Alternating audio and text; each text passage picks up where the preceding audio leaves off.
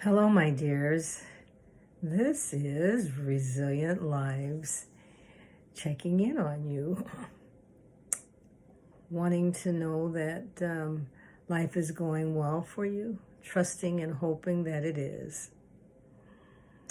So, what are you doing to thrive? Well, today I'm sending you a little bit of energy and wanting you to know that I've been giving some thought to to women today. You know, I started out this morning, and I don't know if it was triggered by the Democratic National Convention last night, but I decided that it would be a morning where I would say a prayer for women. Women.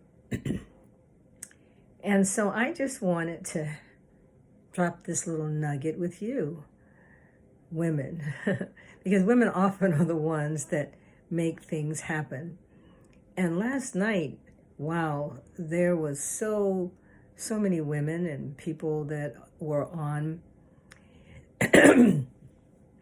They were on, prior to Senator Kamala Harris accepting the nomination. But I listened to the stories, and I listened to Senator Elizabeth Warren and how she talked about when things got rough for her and she wasn't able to get the care that she needed with her children, and she didn't know what she was going to do, how she was going to finish her education. And she had an aunt, when she was sharing that, who just dropped everything and said, I'll be there tomorrow. Moved in with her for years. And so I of course thought that was wonderful. And then Kamala, wow, she talked about her mother and all that her mother had done when they had their divorce, and her mother raised two daughters, and all of the different things that she did helped make Kamala the woman that she is today. And I thought about that because we women, young and old, we know what needs to be done. And I'm sure just as you have made things happen in your life. You've gone and got an education. You've gone after the job that you wanted. But you have a plan and you prepared, and that is impressive. And so I just wanted you to know that I'm proud of you. I'm proud of myself because sometimes the odds are stacked against us. Is something some people would say. Who would have thought that I would be where I am today? I too am a product of divorced parents, and so my mother did what she needed to do. Now, not all mothers were able to have the educational background that Kamala's mom had, but they did all they knew how to do to give what needed to be given to their children, to their nieces. And so that's what impresses me. But it's interesting, the book that I was reading, I have read a little bit of it. It's Alice Walker's book, where she says, we are the ones we've been waiting for. We are the ones. And she's talking about, in challenging times, against daunting situations, we go and we make it happen. We are the ones.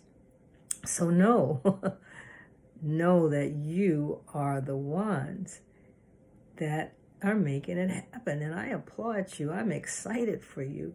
That's why we're doing this. We are supporting each other because you have so much more to do, to give. And it just made me reflect on, I think it was Theodore Roosevelt who gave that big speech about the man in the arena. And basically, he said, it's the person who goes out there and gets in the arena of life, They go out there. It's not the critic who counts. You're always going to have someone that's going to be all up in your business, telling you what you shoulda, coulda, and they're just critiquing, but you're the one. You're the one who's been out there. And then you're going to have the naysayers. You're going to have the ones who say, well, you should have done it like this. But you are the ones. Look at where you've come from. Look at where you have come from, all that you have handled, even in this pandemic. Who would have thought that we would have come this far? And in spite of the daunting challenges, we're dealing with the stresses and the deaths and the losses of jobs, the losses, huge. But we're standing together so that we can thrive, so that we can flourish. And so my prayer today was and is for the women, because the women make things happen. I don't have anything against man. I have a wonderful spouse and wonderful sons, but I have seen women in action, and they are amazing. And every now and then we need to stop and realize that, because we get so, sometimes we give ourselves away, we just keep giving and giving and giving and trying to not disturb the waters and trying not to be aggressive. We think so hard. But this is the time that we need to stop, pause, and reflect on those actions that have got us to this place and what it's going to take to move us from here to there. It's going to take more of what you've been doing, standing strong, believing in yourself. It's going to take more of us hanging together, providing this virtual support, because we've got a long way to go, and it can be done. So I just want to applaud you and suggest that you recognize what you've done. You're awesome. You got this far, and you still have more to give. There was this book years ago, and it said, "Where have all the smart women gone?" And I thought that was a book, maybe, I don't know if it was for a teenager or whatever. It was a small book. But, we want to use those smarts that we have as our psychological capital. We want to use it to further us in this mission that we have in life. And before we can do any of that, we've got to survive this pandemic. We've got to survive all this divisiveness. But my, I'm expecting wonderful things. Stay the course.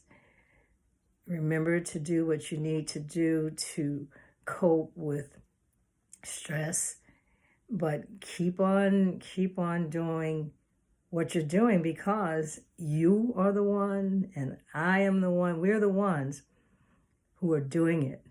We're the ones we've been waiting for. So be encouraged and have a nice weekend. And I certainly look forward to talking to you again. Sending you love. Bye now.